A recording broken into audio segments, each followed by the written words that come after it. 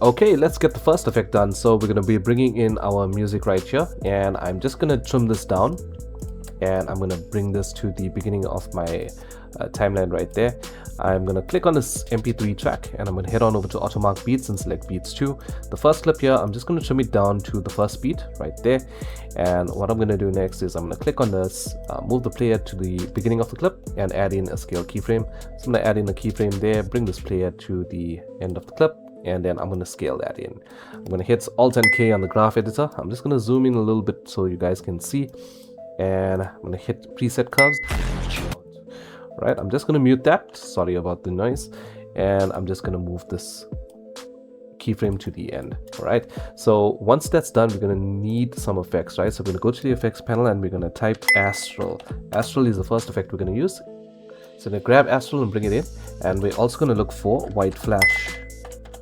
Grab White Flash and bring it in. So with the Astral effect, we're just going to bring it down a little bit right here, so you can just play it forward a little bit, and it's going to give you that automatic ghost effect, so you don't need to do it manually. And then just bring in your white flash here. You can bring down the speed of the flash a little bit if you want to, and let's take a look at what that looks like so far. Great, so our next step is I'm going to bring in the next clip we're going to use.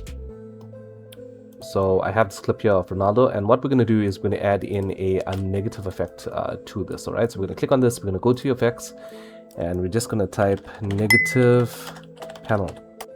So here's the negative panel effect right here. We're just going to slide that in and bring it into the scene, and we're just going to trim that down to the end of the clip right there, and let's take a look at what that looks like. Alright, so for the next clip I have here, I want to do some mirroring on it, okay? But if I play back the clip, it's a bit too slow. I just want to make that more fast. I'm going to head on over to speed, and I'm going to bring the slider up until it matches that beat point right there. Okay, so once that is done, I'm going to come to the beginning of the clip, and I'm going to use my right arrow key on my keyboard and hit it 5 times and then make a cut. 1, 2, 3, 4, 5, cut. Okay, now once that is done, I'm going to click on the second clip right here.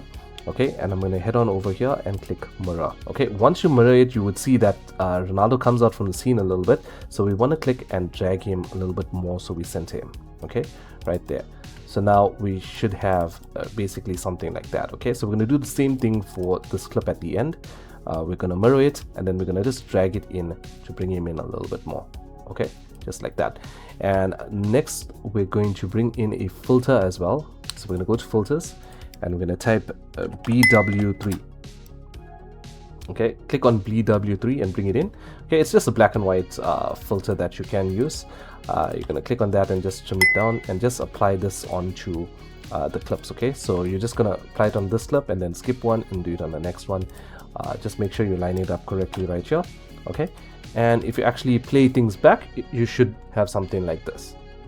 Okay, so the next effect is going to be a reverse edit. So we're going to click on our clip right here, and what I want to do is I want to speed up the clip a little bit. So I'm going to bring this up all the way to 2x. Okay, so next up I want to start keyframing here. So I'm going to click on this and I'm going to add in a scale keyframe right there, and then I'm going to go to the end of the clip right there, and then I'm going to scale it in. All right, so we're going to zoom in as much as you want to zoom in. I'm just going to click on this last keyframe and drag it to the end. I'm going to hit Alt and K to open up the graph editor, and we're going to select cubic out in the preset curves area. All right, hit Alt and K to close up the graph editor. Once you have your zoom keyframe ready, we're now going to click on this clip, and we're going to hit Alt and G to make a compound clip. Then we're going to hold Alt and drag this to the right to make a duplicate of it, and now we have the reverse edit matching on that beat. Okay, so what we're going to do is we're going to click on this on the second one, and we're going to add in the black and white filter. Okay, so we're going to bring that filter in, and we're going to put that just so it lines up with that clip entirely. There is one more thing that we need to do here as well. We're going to click on this clip, and then we're going to head on over here and we're going to reverse it. Okay, now what we need to do is we're going to click on all of these together, and we're going to hold Alt and we're going to drag it to the right. So now you would have a full edit. Let's play that back and see how it looks. It's going to be a full reverse edit right here. Yeah guys, this is a very simple edit, and your viewers are going to be blown away by how pro you are when you actually accomplish this, right? So drop a fire in the comments area so I'll come to your channel and I'm going to check out your edits, like and comment as well, just to give you guys some support there. And if you have experienced any challenges in this edit, do let me know down in the comments. I'm here to help. So with that being said, please like, comment and subscribe. I'll catch you in the next one.